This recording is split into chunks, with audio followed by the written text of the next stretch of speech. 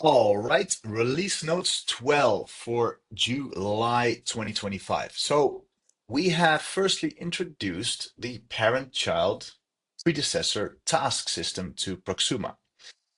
How it works, here's an example. So I'm going to make this one the parent of this one. What I'm going to do is click on it, linked tasks. There's a new section here, and you're going to find the parent and make it the predecessor. Hit save. And there's our little squiggly line. I've made it a 1 day predecessor antecessor task. So if I move the parent, the child is going to move. That's the hierarchy. Moving the child won't move the parent, but moving the parent will move the child. So have a play around with that one. Um, we're of course going to read the auto task parent-child relations that you already have and import them here. So you'll see some more lines with this update, and it now works as it should. So this almost completes everything that is needed to have you permanently work in Proxuma for your projects in Autotask. All right, so second, we've added a filter and sort to the pop-up system. So here you and I have a sort by, and that should be across all the pop-ups. Sort by oldest, newest, start date, end date, etc. Drag and drop cancellation by pressing escape. So this is a hidden feature because it's not going to jump out at you. But if I want to see about planning this service call, but I actually changed my mind, I don't want to be in here anymore. Well, you just hit the escape button and it takes you out of there. Easy as that. Remember, the escape button is also used to get out of bulk edit. So bulk edit, you enter it by holding shift. And if you change your mind, hit escape and you're gone. All right. National holidays. We introduced that last release. So just remember, you can introduce your national holidays from Autotask by going to company settings and uses, resources, HR, holiday sets. You add holiday sets with all the holidays that apply to your organization over the year. And then you go back and you go to your organization, internal locations, and edit. Then you scroll down, and right here you add the holiday set. And we're now going to read those into Proxuma. Let me see if I can find one for you here. Yeah, so here, national holiday. But we're also going to send them to Outlook for you if you want. And that's what's new. You can now make a special exemption, whether you want that or not, right here. Step 3. Let's see what else.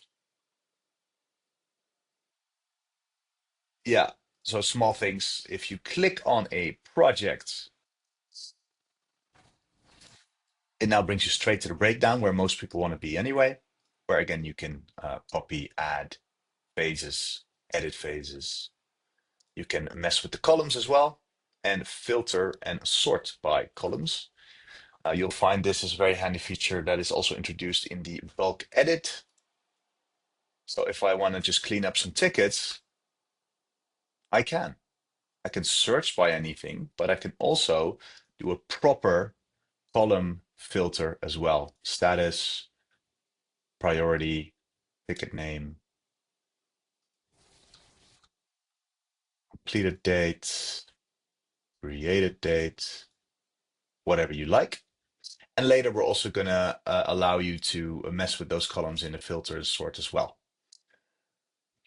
So handy for cleaning up old tickets, old projects, old tasks, etc. Um,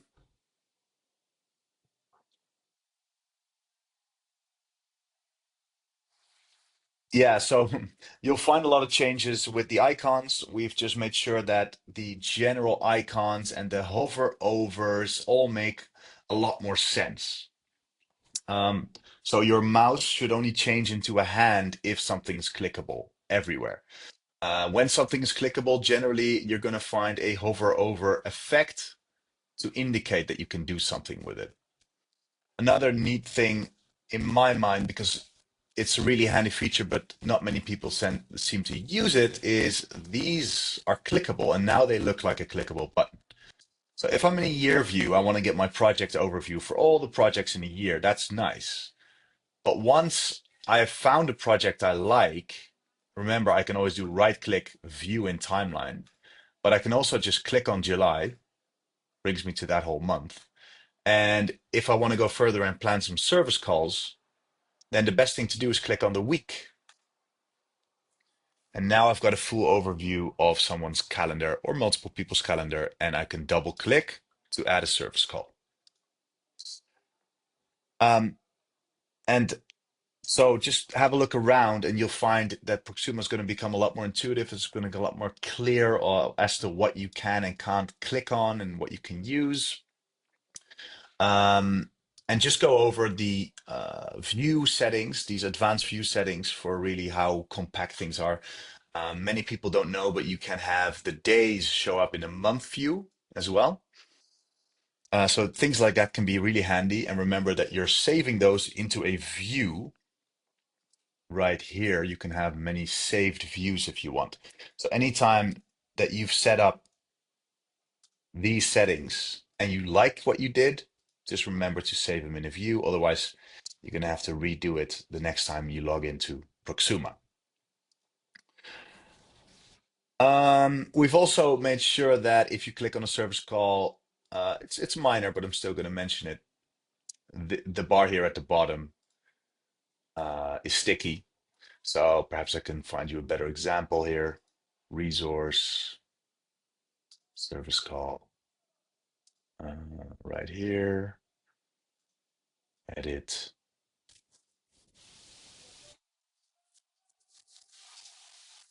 This bar here at the bottom is just sticky. It's always going to be in the same place. No matter how many nodes you are, you will have access to this bar at the bottom. Small things, just wanted to mention. Um, so in general, the big thing is going to be play with the predecessor and antecessor tasks, um, and play with the clicking on the day or the week view there as well. Oh, final big thing. It's finally now useful to add another ticket to a service call. Situations like I'm going to visit a customer, might as well do another ticket while I'm there. The option was always available if you do assign task or assign ticket, but now you can actually sort and filter so that you can find your ticket easily and quickly. So you can do a lot more with service calls to have multiple tickets or tasks, and make sure that in your settings for Outlook, all the way towards page quite far, I think it's page 7, that you have the configuration of what autotask field goes where. Also for the service calls with multiple tasks or tickets. Do you want to have a link to the ticket or task number straight to Autotask? It's quite important. And many people don't notice, but because it's quite small in the text here, but you can type slash and then type any letter. That brings in all of these Autotask fields that have that letter. So you always had the option of introducing new Autotask variables to Outlook. So just think of the variable that you want to introduce and add it wherever you want, and maybe send yourself a little test Outlook notification by assigning yourself a test service calls to see what it does. You can have a lot of fun with that. All right, that's all for release 12. Happy planning.